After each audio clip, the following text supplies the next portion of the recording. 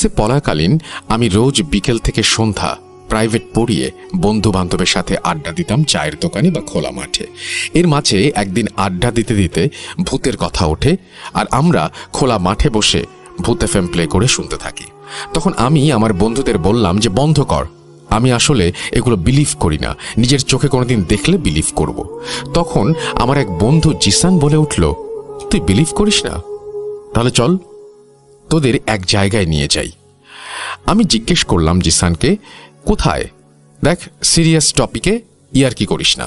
তখন সে আমাদের বলল সে একজন হুজুরের সন্ধান জানে যে হুজুর জিন ছাড়ানোর কাজ করে থাকেন, আর উনি পেশায় একজন মুয়াজ্জিন।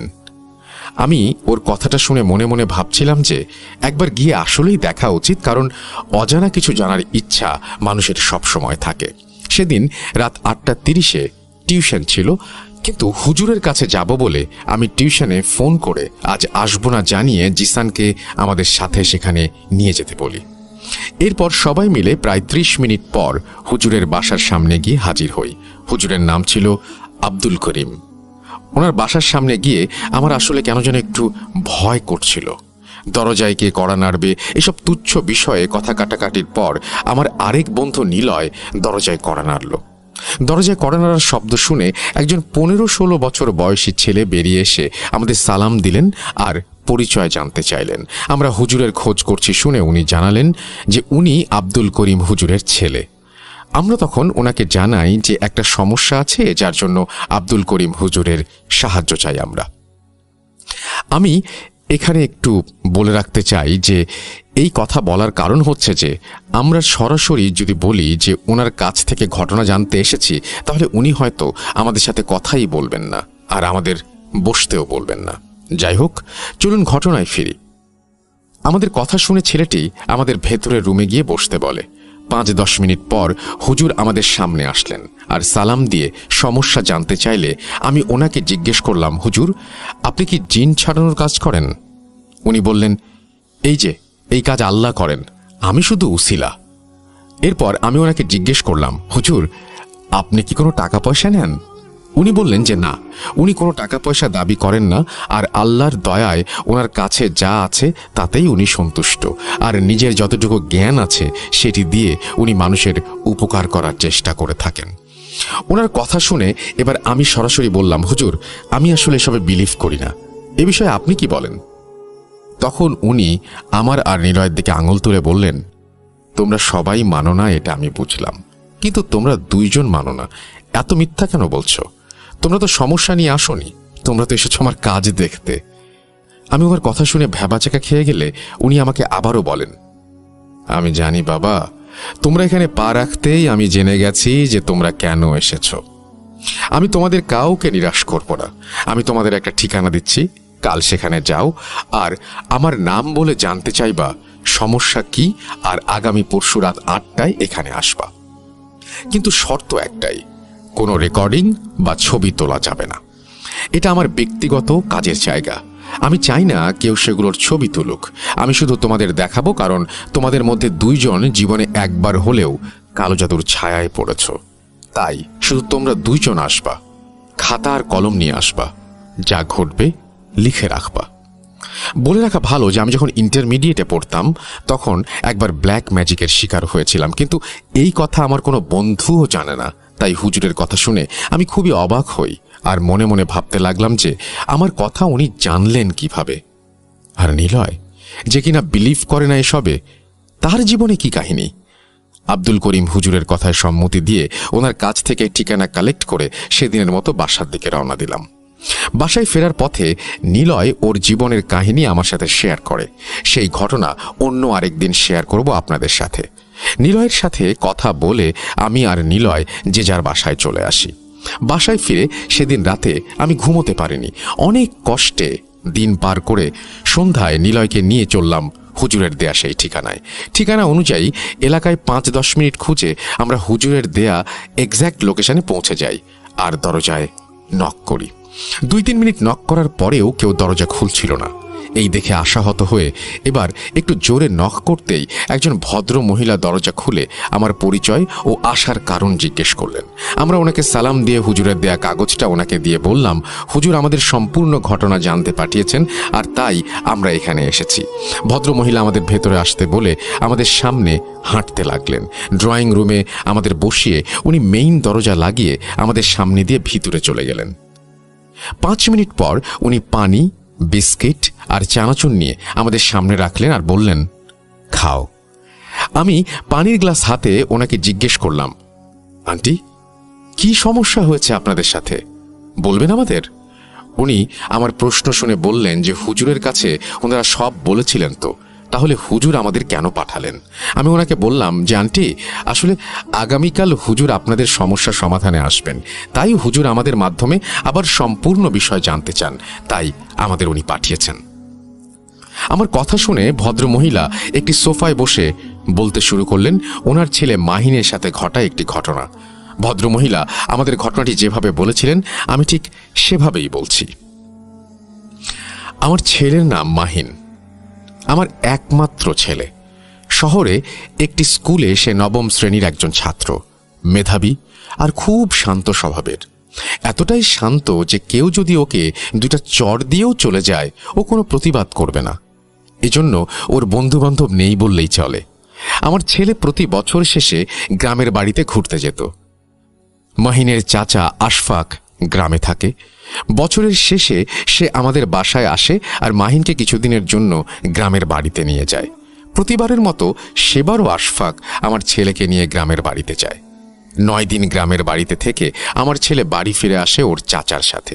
ওর চাচা ওকে বাসায় দিয়ে আবার গ্রামে চলে যায়।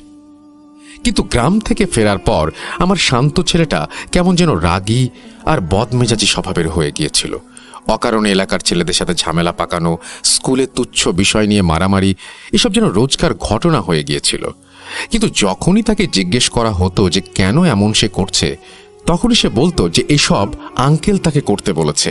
আঙ্কেল এও বলেছেন যে মানুষ জাতি ভালো কথার যোগ্য নয়, তাই শক্ত কথা আর গায়ের জোর খাটানো উচিত আমাদের। আমি ওর কথা শুনে ওকে কয়েকবার জিজ্ঞেস করেছি যে কোন আঙ্কেল তাকে এসব খারাপ শিক্ষা দিচ্ছে। যতবারই জিজ্ঞেস করেছি মাহিন কোথাও না কোথাও আঙুলের ইশারা করে আমাকে দেখাতো আর বলতো, ওই যে দেখো ওইখানে দাঁড়িয়ে আছে আঙ্কেল, দেখো না। কি দেখো না নাকি? আমি আমার ছেলের কথা শুনে অবাক হই, আবার এও ভাবি যে কোনো বন্ধু না থাকার ফলে হয়তো সে কাল্পনিক বন্ধু বানিয়ে নিয়েছে। কিন্তু আমি জানতাম না ওর এই কথাগুলোয় আমাকে তখন থেকেই আরো গুরুত্ব দিয়ে শোনা উচিত ছিল।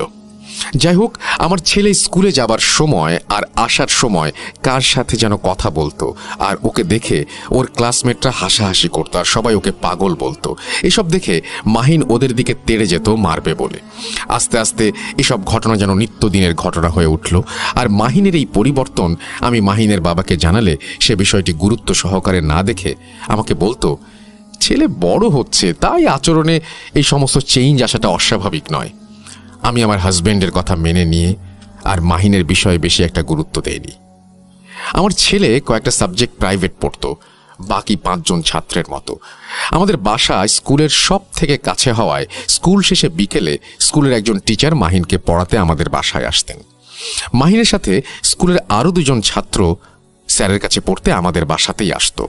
একদিন পড়ার সময় মাহিনের টিচার আমাকে ডাক দিয়ে বলেন যে মাহিন নাকি পড়ার মাঝে হঠাৎ চেয়ার থেকে উঠে দাঁড়িয়ে কাকে যেন সালাম দেয় আর বলতে থাকে, আঙ্কেল বসেন।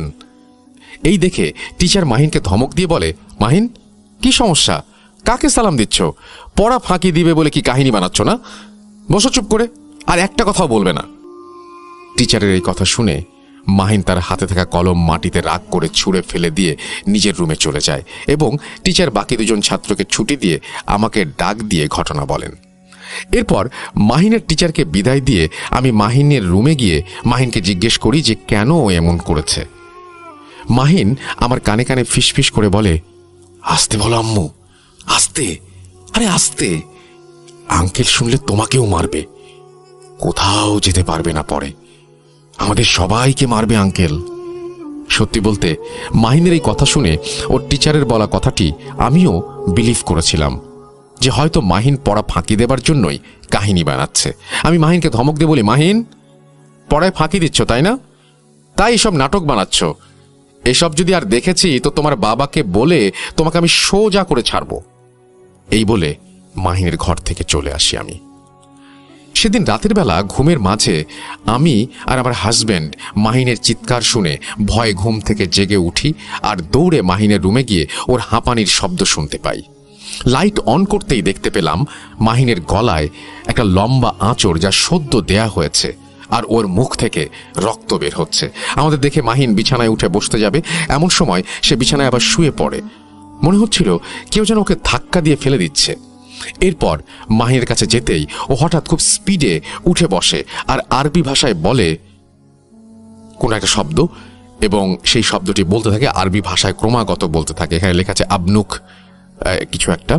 আরবি ভাষায় কথা শেষ করে মাহিন বলতে লাগলো, সাবধান করেছিলাম না, মারবো, সবাইকে মারবো, মারবই, আর তোদের ছেলেকে নিয়ে যাব, পারলে আটকে আমাকে দেখা। খুব বাজেভাবে হাসি দিয়ে মাহিন বিছানায় অজ্ঞান হয়ে পড়ে যায়। মাহিনের এই অবস্থা দেখে আমি পানি নিয়ে ওর মুখে সারা গায়ে পানি ছিটিয়ে দিই, আর হাত পায়ে আমি আর আমার হাজবেন্ড মিলে মালিশ করতে থাকি। সেদিন রাতে মাহিনের প্রচণ্ড জ্বর এসেছিল। ভোর পর্যন্ত আমরা মাহিনের কাছেই ছিলাম। আজানের সময় মাহিন চোখ খুলে বলে, আঙ্কেল, আমার গলা টিপে ধরেছিল আর পেটে পাড়া দিচ্ছিল আম্মু, আমি খুব ব্যথা পেয়েছি। মাহিন জ্বরের ঘোরে উল্টা পাল্টা বলছিল ভেবে ভোরে আজানের পর আমি অনেকটা জোর করে আমার হাজবেন্ডকে মসজিদে নামাজ পড়তে পাঠাই আর ইমাম সাহেবকে নিয়ে আসতে বলি। উনি কিছুতেই রাজি হচ্ছিলেন না, কারণ উনি এসব সমস্যা বিলিভ করতেন না, কিন্তু আমার জোরাজুরিতে উনি রাজি হয়েছিলেন। এরপর আমার হাজবেন্ড নামাজে চলে গেলে আমিও নামাজ পড়তে বসি, আর তখনই মাহিনের বলা আরবি কথাগুলো আমার মাথায় চলে আসলো। আমি যেহেতু রেগুলার কোরআন পড়ি, তাই আমি বুঝেছিলাম যে মাহিন যে আরবি বলেছিল, কিন্তু এর অর্থ আমার জানা ছিল না। মাহিন কি বলেছিল ভাবতে ভাবতেই কলিং বেল বেজে ওঠে, আর দরজা খুলতেই দেখি আমার হাজবেন্ড মসজিদ থেকে নামাজ পড়ে ইমাম সাহেবকে নিয়ে এসেছেন মাহিনের গায়ে ফু দেওয়ার জন্য। ইমাম সাহেব মাহিনের গায়ে ফু দিয়ে ওর মাথায় হাত বুলিয়ে চলে যাওয়ার সময় আমি ইমাম সাহেবকে সেই আরবি ভাষার অর্থ জিজ্ঞেস করি। উনি আমার কথা শুনে বলেন যে, আপনি যে আরবি বলছেন সেখানে কিছু ভুল আছে, আর সেগুলো সূত্রে যা অর্থ হয় তা হলো আপনার ছেলে মারা যাবে, আর আপনারা হেসে হেসে ওকে মরতে দেখবেন। হুজুরের মুখে এই কথা শুনে আমার পায়ের নিচ থেকে যেন মাটি সরে গেল। আমি এবার বুঝতে পারছিলাম মাহিনের সাথে আসলেই খারাপ কিছু হচ্ছে। এরপর হুজুরকে জিজ্ঞেস করলাম মাহিনের উপর কোনো জিনের ছায়া আছে কিনা। আমার কথা শুনে আমার হাজবেন্ড আমাকে জোরে ধমক দিয়ে হুজুরকে সালাম দিয়ে বিদায় করে দেন। হুজুর যাওয়ার পর আমাকে অনেক বকাবকি করে আমার হাজবেন্ড, এবং বলে সকাল 11টার দিকে মাহিনকে হাসপাতালে ডাক্তার দেখাতে নিয়ে যাবেন। সেই অনুযায়ী সকাল 11টায় মাহিনকে ডাক্তারের কাছে নিয়ে যাওয়া হয়।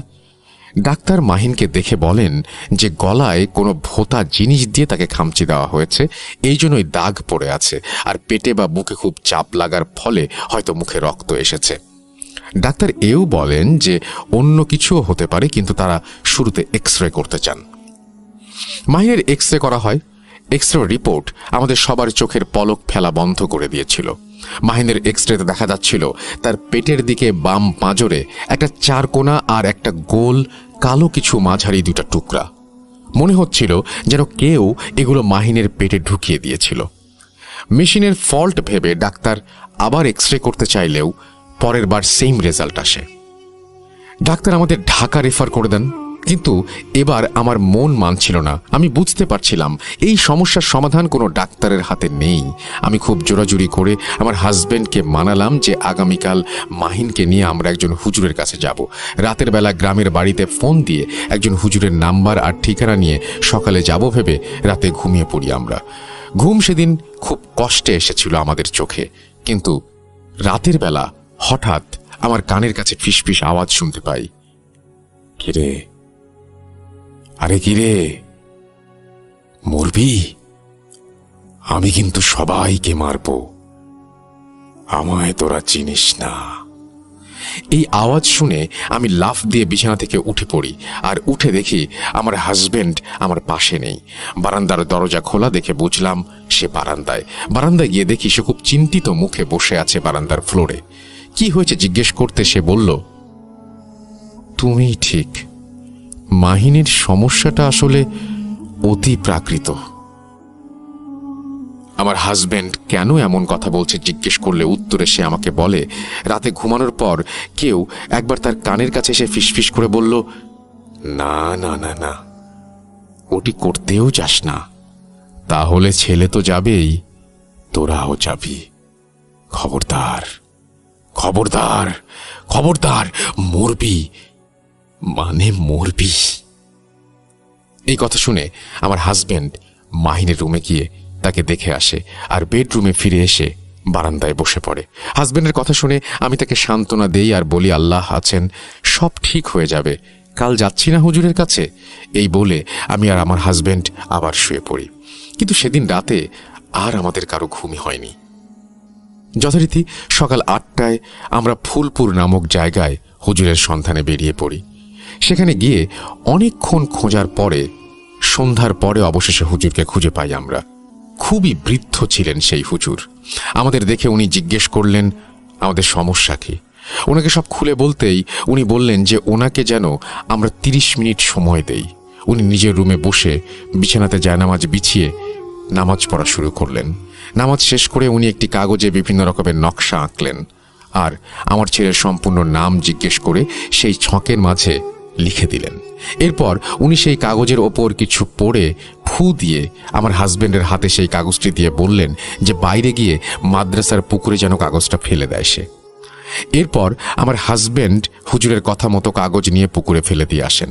হুজুরের ঘরে আসার কিছুক্ষণ পর হুজুরের ঘরের দরজায় নক হয়, আর হুজুর সালাম দিয়ে ভেতরে আসতে বলেন দরজায় নক দেয়া ব্যক্তিটিকে। সেই ব্যক্তি হুজুরের সামনে সালামের উত্তর দিয়ে বলেন, সময় নেই হুজুর সাহেব, আপনার ফরমান নিয়ে এসেছি, এই নিন।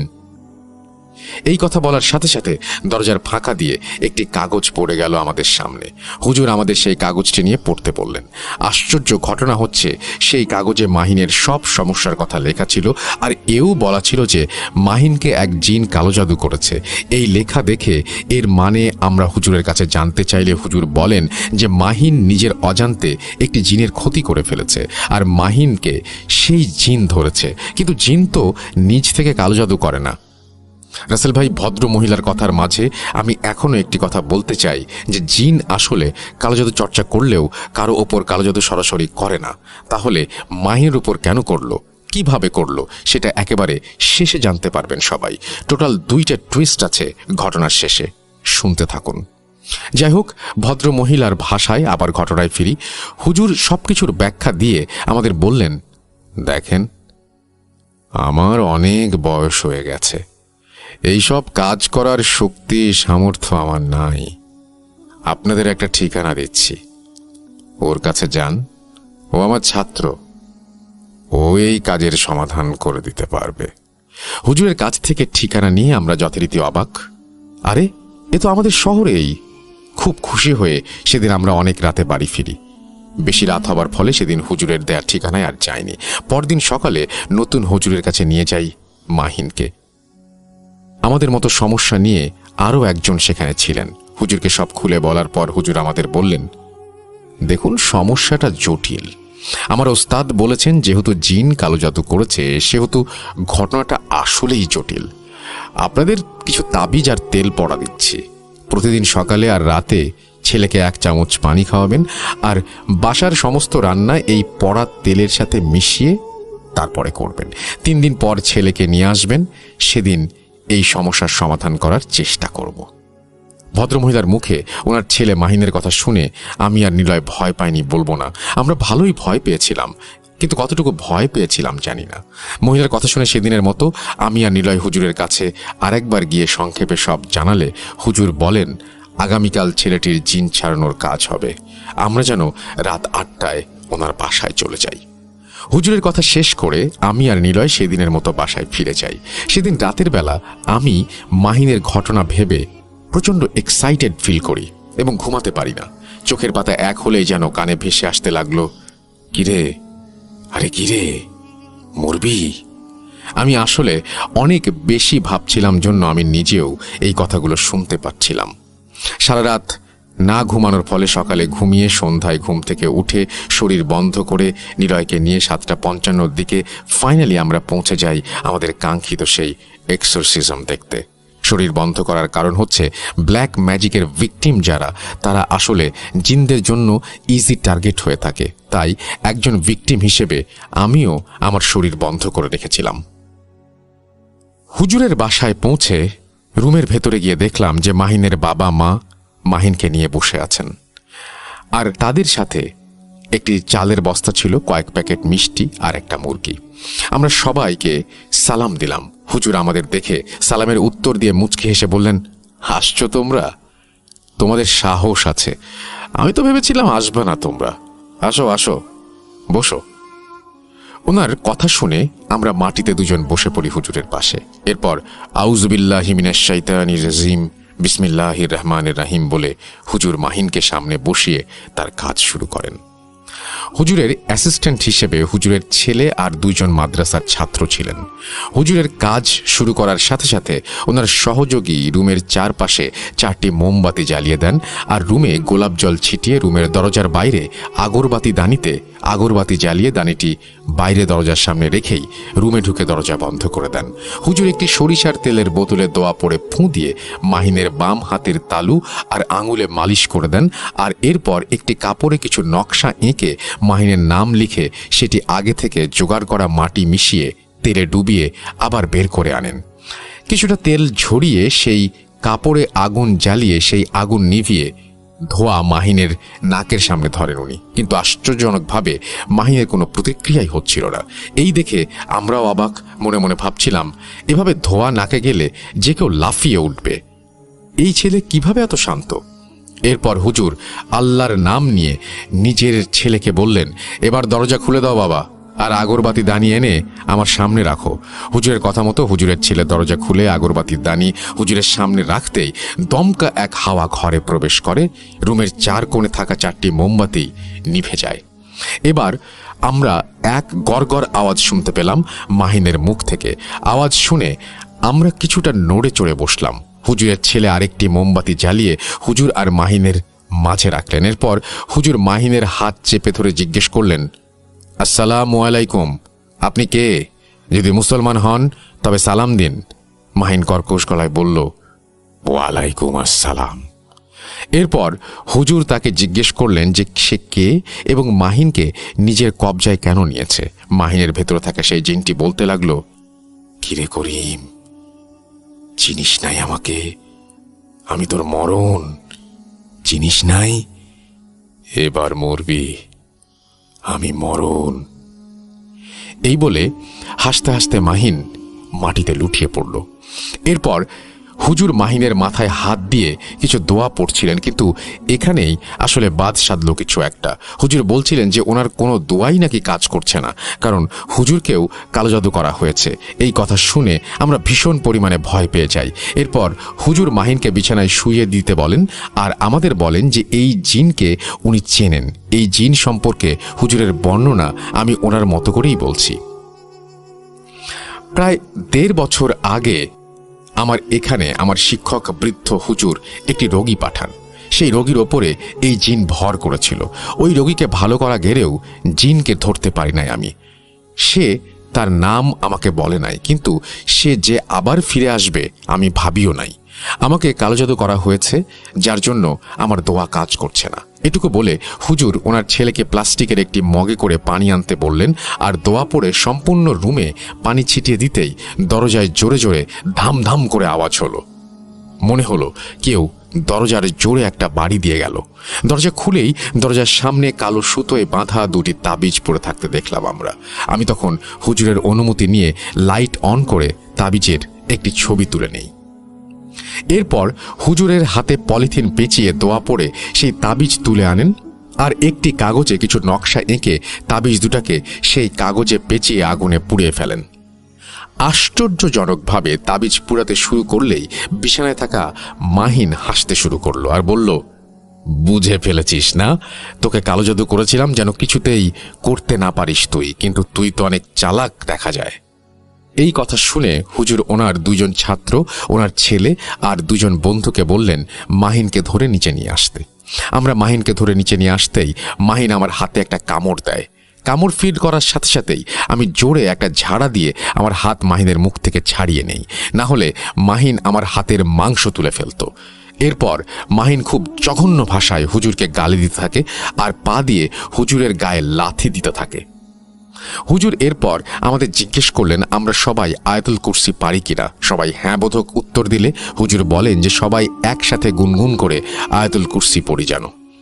আমরা সবাই গুনগুন করে আয়াতুল কুরসি পড়তে লাগলাম, আর হুজুর তেলে ফুঁ দিয়ে সেই কাপড় আবার ডুবিয়ে আগুন লাগিয়ে সেটার ধোঁয়া মাহিনের নাকের কাছে দিচ্ছিলেন, আর মাহিনের কনিষ্ঠাঙ্গুলি জোরে চেপে ধরে রেখেছিলেন। এরপর হুজুর আগরবাতি দানির মধ্যে নতুন আগরবাতি রেখে সেগুলো জ্বালিয়ে দিলেন, আর মাহিন শান্ত হয়ে গেল। এরপর হুজুর বললেন যে ওকে বেঁধে ফেলা হয়েছে, যতক্ষণ এই আগরবাতি না নিভছে ও নড়তে পারবে না। এরপর হুজুর মাহিনকে জিজ্ঞেস করল যে সে কেন এসেছে। হুজুরের কথা শুনে মাহিন বলতে থাকে, করিম হুজুর সেই জিনকে আগে একবার তাড়ানোর পরে জিন প্রতিশোধ নেয়ার জন্য হুজুরের এলাকাতেই ঘুরঘুর করছিল, কিন্তু কোনো মাধ্যম পাচ্ছিল না। একদিন সে যেখানে থাকে সেখানে সেই জায়গায় মাহিম চিপস খেয়ে চিপসের প্যাকেট ফেলে আর সেই জায়গায় থুতু ফেলে। ফলে সে রাগান্বিত হয়ে মাহিনের ওপর ভর করে, কিন্তু মাহিনের উপর সে একদিনে ভর করেনি। সে শুরুতে মাহিনের পিছু নিয়েছে, পরে দেখা দিয়েছে আরও খারাপ কাজ করিয়ে তার উপর ভর করেছে। মাহিন যখন তার চাচা আশফাকের সাথে গ্রামে গিয়েছিল তখন সেই জিন মাহিনের সাথে সেখানেই ছিল। এবার আসি ঘটনার মূল টুইস্টে। মাহিনের চাচা আশফাক গ্রামে থাকত আর তার নিজের এবং মাহিনের বাবার ওয়ারিশের জমি দেখাশোনা করত, আর সেখানে সে চাষাবাদ করত। মাহিন জন্মাবার আগে একবার মাহিনের বাবা আশফাক সাহেবকে বলেছিলেন, আশফাক, আমার যদি সন্তান না হয় জমি জমা সব তোরে আর তোর ছেলেরে দিয়ে দিব। আশফাক সাহেবের মনে সেখান থেকে খুব জঘন্য একটি বুদ্ধির উদয় হয়। সে শেষবার মাহিনকে গ্রামে নিয়ে গিয়ে মাহিনের ওপর কালো জাদু করে, কিন্তু যে কবিরাজের মাধ্যমে কালো জাদু করা হয়েছিল সেই কবিরাজ বুঝতে পারে যে মাহিনের পেছনে অলরেডি একটা জিন লেগেছিল। তাই সেই কবিরাজ চিল পাখি জবাই দিয়ে সেটার মাংস কালো জাদু করে সেই জিনের সাথে একটা সম্পর্ক স্থাপন করে সেই মাংস মাহিনের নাভির ভেতরে তার পেটে ঢুকিয়ে দেয়া হয়, আর সেই মাংসের টুকরা দুটোই এক্সরেতে মাহিনের পাঁজরের দিকে দেখা যাচ্ছিল। আর এরপর সেই কবিরাজ সেই জিনকে বাধ্য করে যেন সেই জিন নিজে কালো জাদু করে মাহিনকে আস্তে আস্তে মেরে ফেলে। আশা করি এবার সবাই বুঝতে পেরেছেন যে জিন কেন মাহিনের ওপর কালো জাদু করেছিল। শুরু থেকে শেষ সবটা জানা হয় আমাদের। এরপর আমরা দেখি আগরবাতি প্রায় নিভু নিভু অবস্থায়। তখন হুজুর মাহিনের ওপর একটা সাদা কাপড় দিয়ে মাহিনের শরীর ঢেকে দিয়ে মাহিনকে ধরতে বলেন, আর আমাদের আবার আয়াতুল কুরসি পড়তে বলেন, আর ওনার ছেলেকে বলেন মুরগিটা নিয়ে আসতে। এরপর হুজুর তেলের বোতল থেকে কিছু তেল মুরগির গায়ে মাখালেন, আর দোয়া পড়ে মুরগিটা মাহিনের সামনে রেখে মাহিনের নাকে আবার সেই কাপড় দিয়ে ধোয়া দিতে থাকেন। আমাদের আয়াতুল কুরসি পড়া শেষ হলে সাথে সাথেই হুজুরের ইশারায় খুব সুন্দর কণ্ঠে একজন মাদ্রাসার ছাত্র আজান দিতে লাগলেন, এবং আজান শেষ হওয়ার সাথে সাথে মুরগিটাকে মাহিনের সামনেই জবাই করে ফেললেন, আর মুরগির শরীরে দোয়া পড়ে সমানে ফু দিচ্ছিলেন হুজুর। যেহেতু মাহিনকে আমি আর নিলয় ধরেছিলাম সেহেতু বুঝতে পারছিলাম যে মাহিন নিস্তেজ হয়ে আসছে। আস্তে আস্তে মাহিন নিস্তেজ হয়ে মেঝেতে লুটিয়ে পড়ে। এরপর হুজুর বললেন যে মাহিনের ভেতর থেকে জিনটা চলে গেছে, জিনটাকে একটা ধোঁকা দেওয়া হয়েছে। মুরগিটাকে জবাই করার মাধ্যমে জিনটাকে বোঝানো হয়েছে যে আসলে কোনো মুরগি নয়, মাহিনকেই মারা হয়েছে। এখন এই জিন আর মাহিনকে বিরক্ত করবে না, কারণ মুরগিটা মারা যাবার সাথে সাথে জিনটার তার প্রতিশোধ সম্পন্ন হয়েছে ভেবে চলে গেছে। হুজুরকে আমি জিজ্ঞেস করলাম প্রতিশোধ কিভাবে সম্পন্ন হলো। হুজুর বললেন যে মাহিনের মৃত্যু। আমি এই কথা শুনে হুজুরকে এর মানে জিজ্ঞেস করলে উনি বলেন যে ধোকার মাধ্যমে মুরগিটাকেই মাহিন ভাবতে বাধ্য করা হয়েছিল জিনটিকে। মুরগির মৃত্যু, তাই সে মাহিনের মৃত্যু ভেবে নিয়েছে, আর এর মাধ্যমেই তার প্রতিশোধ সম্পন্ন হয়েছে। সে চেয়েছিল হুজুরকে বিফল করতে, তার সামনে কোনো মাসুমের জান নিতে। তার কাজ হয়ে গেছে, সে চলে গেছে। আর কালো জাদুটাও যেহেতু এই জিনের মাধ্যমেই হয়েছিল, তাই জাদু কেটে গেছে জিন চলে যাবার সাথে সাথেই। কিন্তু মাহিনের বাসায় কিছু তাবিজ আছে বলে জানান হুজুর। উনি বলেন আগামীকাল উনি মাহিনদের বাসায় গিয়ে সেই তাবিজ তুলে আনবেন, আর তাবিজ তোলার পর আগামী 7 দিন যেন মাহিনদের ফ্যামিলির কোনো সদস্য সেই বাসায় না থাকে এমন একটি সতর্কবার্তাও দেন। অবশেষে রাত 10:05 সম্পন্ন হয় আব্দুল করিম হুজুরের এক্সরসিজম। হুজুর আমাদের এরপর জিজ্ঞেস করেছিলেন যে আমরা আগামীকাল তাবিজ তুলতে যাব কিনা। আমরা হ্যাঁ বলেছিলাম, যদিও চোখের সামনে এত ঘটনা দেখে আর শুনে সাহস হয়নি আমাদের আর সেখানে যাবার। আমি স্বচক্ষে সব দেখার পর কত রাত ভয়ে কাটিয়েছি তারও হিসাব নেই। তবে খবর পেয়েছিলাম যে মাহিন এখন সুস্থ আর ভালো আছে। এই বলে নাহিয়ান ভাই ওনার ঘটনা শেষ করেন। আজকের মতো এই ছিল আমার ঘটনা। কে কতটা ভয় পেয়েছেন আমি জানি না, কেমন লেগেছে তাও জানি না। আমি বলবো না যে আমাকে বিলিভ করতেই হবে, আমি বলবো যেমন বিলিভ করার অধিকার আপনার আছে তেমনি না করার অধিকারও আপনারই। খুব কষ্ট করে ঘটনা কালেক্ট করি আপনাদের জন্য। আপনাদের ভালো লাগলেই আমাদের মডারেটরদের কষ্ট সার্থক হবে। আর এই ঘটনাটির লেখা আমার জন্য প্রচুর টাফ ছিল, তাই এই ঘটনা সাজানোতে আর সার্বিক সহযোগিতায় ছিলেন আমাদের 2 জন মডারেটর, মোহাম্মদ সিফাত আলম এবং মোস্তফা আলম রোমান।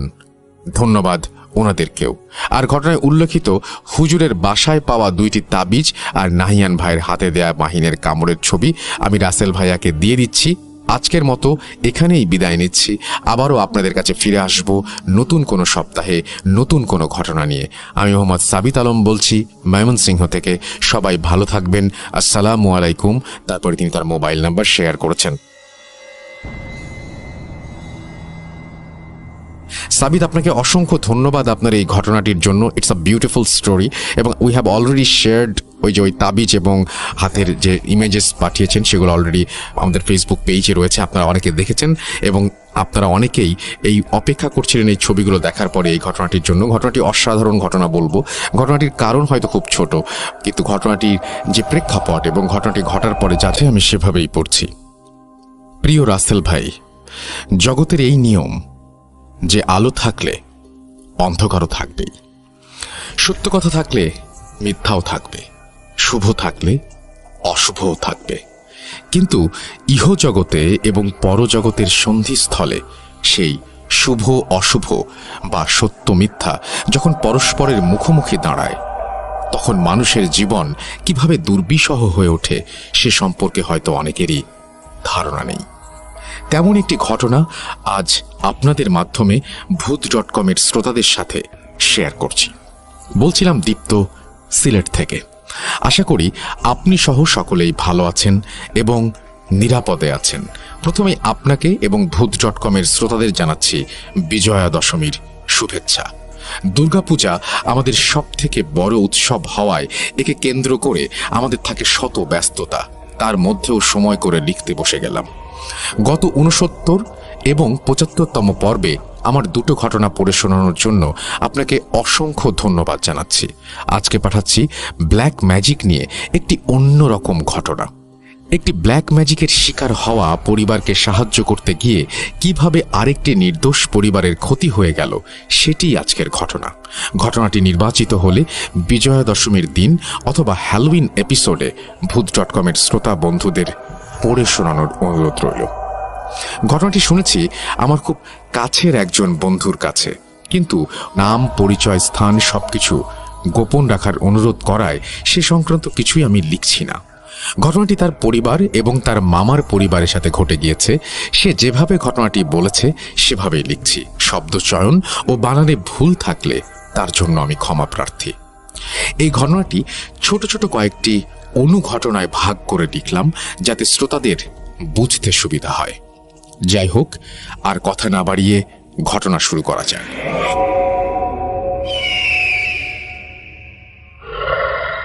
ঘটনা 1, 2015 সাল। তখন আমি 9ম শ্রেণীর ছাত্র। অক্টোবর মাস, সবে দুর্গাপূজা শেষ হয়েছে। এরপর হঠাৎ করেই হার্ট ফেইল করে আমার নানা অক্টোবরের 24 তারিখে মারা গেলেন। আমার নানা ফার্নিচারের ব্যবসা করতেন। নানা যখন মারা যান তখন আমার ছোট মামা সবে মাস্টার্স শেষ করেছেন, কাজেই নানার রেখে যাওয়া ব্যবসার হাল তিনিই ধরেন। নানার দোকানটি যে এলাকায়, সেখানে পাশাপাশি অনেকগুলো ফার্নিচারের দোকান ছিল এবং সবগুলোর ব্যবসায়ী মোটামুটিভাবে মন্দা যাচ্ছিল। এমন অবস্থায় দোকানটিকে রেখে নানা পরলোক গমন করেন। আমার বড় মামা বিদেশে চাকরি করায় এবং তিনি পরিবার সহ সেখানে থাকায় তিনি সেই মুহূর্তে দেশে আসতে পারেননি। তিনি সহ অনেকেই আমার নানি ও ছোট মামাকে বলেছিলেন দোকানটি বিক্রি করে দেওয়ার জন্য, কিন্তু অনেকটা জেদ করেই নানি আর ছোট মামা ঠিক করেন যে তারা নানার ব্যবসাকে সামনে এগিয়ে নেবেন। নানার পরলোক গমনের সপ্তাহখানেক পর পরিস্থিতি সামান্য স্বাভাবিক হলে ছোট মামা দোকান চালু করেন। নানার ব্যবসার অবস্থা তিনি আগে থেকেই জানতেন, তাই ব্যবসায় আসার পর তিনি ঝুঁকি নিয়ে বড় বড় কয়েকটি স্টেপ নেন, যেমন নতুন নতুন ডিজাইন ও কালেকশনের ফার্নিচার আনা, কাঠের পাশাপাশি বাঁশ ও বেতের ফার্নিচার বিক্রি, হোম ডেলিভারি চালু, ক্রেতার পছন্দ অনুযায়ী অর্থাৎ কাস্টমাইজড আসবাব তৈরি করে দেয়া ইত্যাদি। ছোট মামা, নানি ও আমার মা খুব ভয়ে ছিল যে এত টাকা ইনভেস্ট করে এত ঝুঁকি নেবার পরেও যদি ব্যবসায় কোনো উন্নতি না ঘটে। কিন্তু সবাইকে অবাক করে দিয়ে রাতারাতি আমাদের ব্যবসার সুনাম ছড়িয়ে পড়ে চারিদিকে। ছোট মামাও নিজের সততা ও সুন্দর ব্যবহার দিয়ে সকলের আস্থা অর্জন করে নেন। মোটামুটি মাসখানেকের মধ্যেই আমাদের ফার্নিচার শপ সারা শহরে অনেক পরিচিত ও জনপ্রিয় হয়ে ওঠে। ঘটনা 2, 2017 সালে 26 মার্চ। সেদিন ছিল আমাদের মহান স্বাধীনতা দিবস। মাঝখানে প্রায় 1.5 বছর কেটে গিয়েছে। এর মধ্যে ছোট মামা বিয়ে করেছেন এবং আমার ছোট মামি ছিলেন তখন সন্তান সম্ভবা। সরকারি ছুটি হওয়ায় আমি, মা, বাবা ও আমার ছোট বোন সেদিন বাসাতেই ছিলাম। হঠাৎ করে নানির ফোনে নানি শুধুই কাঁদছিলেন, ঠিকমতো কথা বলতে পারছিলেন না। পরে মামার কাছে ফোন দিয়ে দিলেন। মামা যা জানালো তা শুনে হতবাক হয়ে গেলাম। আমার ছোট মামি গর্ভের সন্তানটি গর্ভেই মারা গেছে। ঘটনা 3, দ্বিতীয় ঘটনার প্রায় 1.5 মাস পরের কাহিনী। হঠাৎ মাঝরাতে ছোট মামার ফোন। আমার মা বাবা কিছুক্ষণ আলোচনা করে আবারও নানা বাড়ি যাবার সিদ্ধান্ত নেন এবং তারা সেখানে কিছুদিন থাকার প্রস্তুতি নিয়ে যান। আমি এবং ছোট বোন বাসাতেই ছিলাম। যেহেতু আমি তখন এসএসসি পরীক্ষা দিয়ে ছুটি কাটাচ্ছি, তাই বাসার কাজকর্ম মোটামুটি আমি সামলে রেখেছিলাম। এভাবে 4 দিন কেটে গেল। ঘটনা 4, 1 সপ্তাহ পরে একদিন আমার আদরের ছোট বোনকে স্কুল থেকে ফেরার পর দেখে আমরা সবাই ভীষণ চমকে উঠি। আমার বোনটির শরীরে একরাশ ক্লান্তি আর অসুস্থতার ছাপ। শুকিয়ে কাঠ হয়ে গেছে, কিন্তু সকালবেলায় স্কুলে যাবার সময় সে একদম ঠিকঠাক ছিল। এই 6 ঘন্টার মধ্যে কিভাবে এসব হয়ে গেল আমরা কিছুই বুঝতে পারলাম না। যাই হোক, তার গোসল ও খাওয়া দাওয়া করে একটু ঘুমিয়ে ওঠার পর আমার বোন মোটামুটি স্বাভাবিক হয়। আমার মনে একটু স্বস্তি আসলে আমার বাবা মাকে মোটেও স্বাভাবিক লাগছিল না। দুজনকে ভীষণ চিন্তিত এবং বিচলিত মনে হচ্ছিল। কি হয়েছে জিজ্ঞেস করি, কিন্তু কোনো উত্তর দেন না তারা। আমার কাছে তাদের এই আচরণ ঠিক স্বাভাবিক লাগছিল না। ঘটনা 5, এর প্রায় 5 দিন কেটে যায়। প্রতিদিনই একটা ঘটনা ঘটতে থাকে, যা মোটেও স্বাভাবিক নয়। আমার বোন প্রত্যেক দিন ঘুম থেকে উঠে সুস্থ স্বাভাবিক অবস্থায় স্কুলে যেত, কিন্তু ফিরত ভীষণ অসুস্থ হয়ে। ওর বন্ধুদের সাথে আমরা যোগাযোগ করে জানতে পারি যে ও নাকি কয়েকদিন ধরে ক্লাসে গিয়ে মন মরা হয়ে বসে থাকে, কারোর সাথে কথা বলে না। কিন্তু বাসায় আসার পর খাওয়া দাওয়া করে রেস্ট নিলে মোটামুটি স্বাভাবিক অবস্থায় ফিরে আসে। মা বাবা প্রতিদিনই তাদের ঘরে আলোচনা করেন, বিভিন্ন ফোন নাম্বারে ফোন করে কথা বলেন, প্রায়ই তারা একসাথে কোথায় যেন বেরিয়ে যান। 3য় দিন ওকে ডাক্তারের কাছে নিয়ে যাওয়া হয়। ডাক্তার পরীক্ষা নিরীক্ষা করার পর 5ম দিন বলেন যে ওর শরীর নাকি একদম সুস্থ। আমরা আকাশ থেকে পড়লাম, এটা কেমন করে সম্ভব? সেই রাতে আমার খুব দুশ্চিন্তা হয় এবং আমরা দুশ্চিন্তা নিয়ে ঘুমোতে যাই। ঘটনা 6, পরদিন ভোর 5:30। সেদিন ছিল শুক্রবার।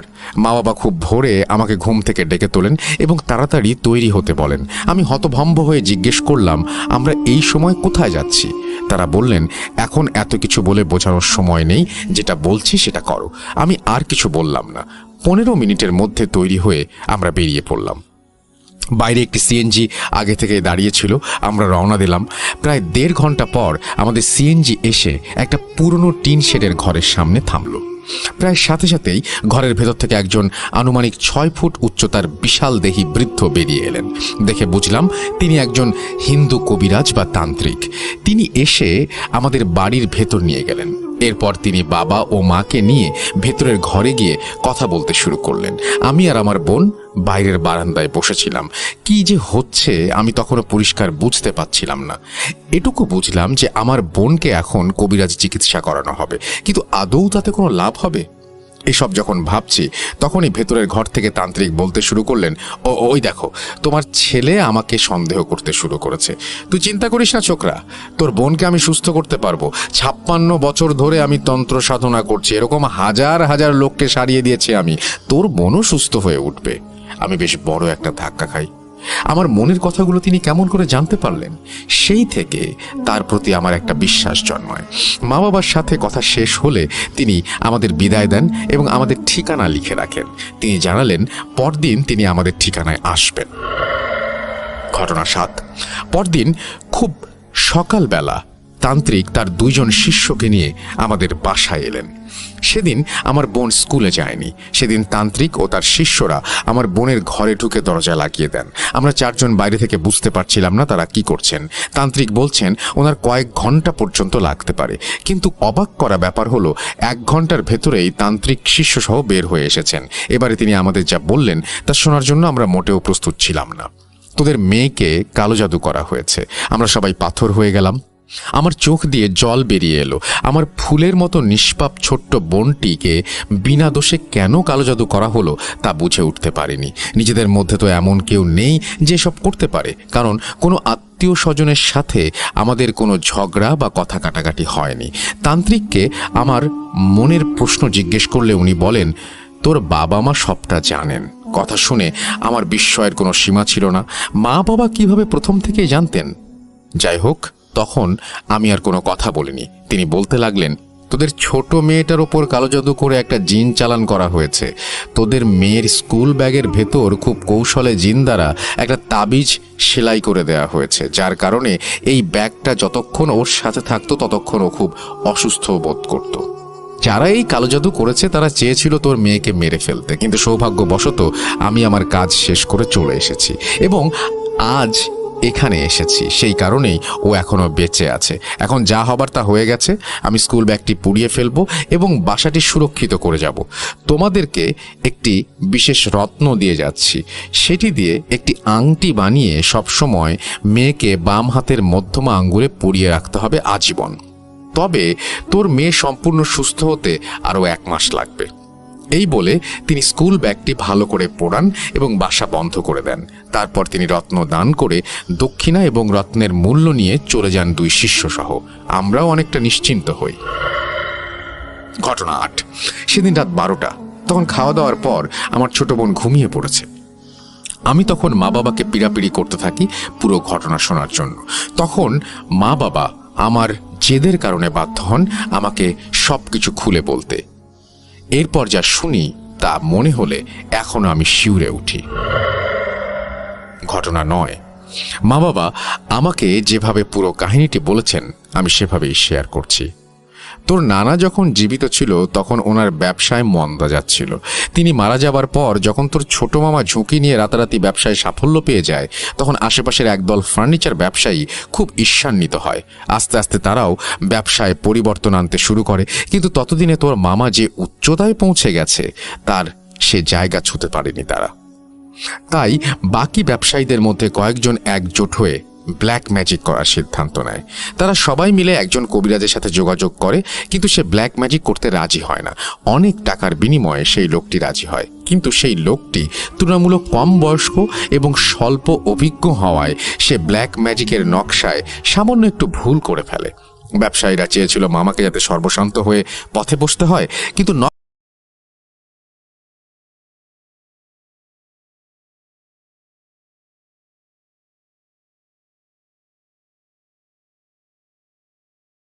দুজনে তোর নানার বাড়িতে গিয়ে 4 দিন ছিলাম। সে সময় তোর মামা আমাদের ফোন করে বলেছিলেন যে তোর মামি নাকি ঘুম থেকে উঠে হঠাৎ করে রক্তবমি করতে করতে অজ্ঞান হয়ে গেছে। ফোন পেয়ে আমরা সাথে সাথে সেখানে যাই। তোর মামি সারাদিন সেন্সলেস ছিল। গভীর রাতে তার জ্ঞান ফিরে আসে। জ্ঞান ফিরে আসার পর দেরি না করে তোর নানির পরামর্শে আমরা দুজনে মিলে সেই বৃদ্ধ তান্ত্রিকের সাথে যোগাযোগ করি এবং তার কাছে যাই। পরদিন তিনি বাড়িতে এসে মামা মামিকে এক নজর দেখেই বুঝে ফেলেছিলেন যে তাদের ওপর কালো জাদু করা হয়েছে। শুরুতে যা যা বলেছি সবকিছুই সেই তান্ত্রিকই বলেছে আমাদের। সেই তান্ত্রিক তোর মামা মামিকে আলাদা আলাদা রত্ন দিয়ে তা আজীবন পরে থাকতে বলেন এবং নানার বাড়ি ও দোকান তিনি বন্ধ করে দেন। পুরো ব্যাপারটি গোপনে হলেও দুর্ভাগ্যবশত কোনো এক ব্যবসায়ী ওই তান্ত্রিককে আমাদের দোকানে দেখে ফেলেন। এরপর তারা বুঝতে পারেন যে আমরা তাদেরকে সাহায্য করেছি বলেই তোর মামা সুরক্ষিত আছে। তাই এরা ব্ল্যাক ম্যাজিকের মাধ্যমে আমাদেরও ক্ষতি করার সিদ্ধান্ত নেয়। ওই ঘটনার 4-5 দিন পর এক রাত্রে আমরা দুজনে একই স্বপ্ন দেখি। একটা জমাট বাঁধা ধোয়ার অবয়ব নিকষ কালো অন্ধকারে ঘুরঘুর করছে আর ফিস ফিস করে হিংস্র স্বরে বলছে, আমাকে আমার কাজ করতে দিলি না তো, এবার দেখবি তোদের আমি কি হাল করি। এই স্বপ্ন দেখার পর আমাদের হুঁশ উবে গেল। এসব কি দেখলাম আমরা? দুজনেই মাঝরাতে একই দুঃস্বপ্ন দেখে ঘুম থেকে উঠি। খুব ভয়ে ভয়ে থাকি। আমরা আবারও সেই বৃদ্ধ তান্ত্রিকের সাথে যোগাযোগ করি, কিন্তু তিনি অন্য একটি সমস্যার সমাধান করতে বাংলাদেশের অন্য একটি বিভাগে গিয়েছিলেন তখন। এর মধ্যেই মেয়েটা এভাবে অসুস্থ হয়ে পড়ল। আমাদের ভাগ্য ভালো যে 5 দিনের দিন তিনি আবার ফিরে এসে সবকিছু সমাধান করে দিয়ে গেছেন। আর কি কি হলো সেটা তো তুই নিজেই দেখেছিস। আমাদের কাজকর্মের জন্য আমাদের নিষ্পাপ মেয়েটাকে এভাবে ভুগতে হলো বলে দুজনেই কান্নায় ভেঙে পড়েন। আমি তখন কিংকর্তব্য বিমূঢ় হয়ে বসে আছি। কি বলে সান্ত্বনা দেব বুঝতে পারছি না। সত্যি ভালো কাজ করতে গেলেও যদি জীবনটা দুর্বিষহ হয়ে যায় তবে কয়জন চাইবে ভালো কাজ করতে? তার উত্তর আমার এখনো জানা নেই। .com সকল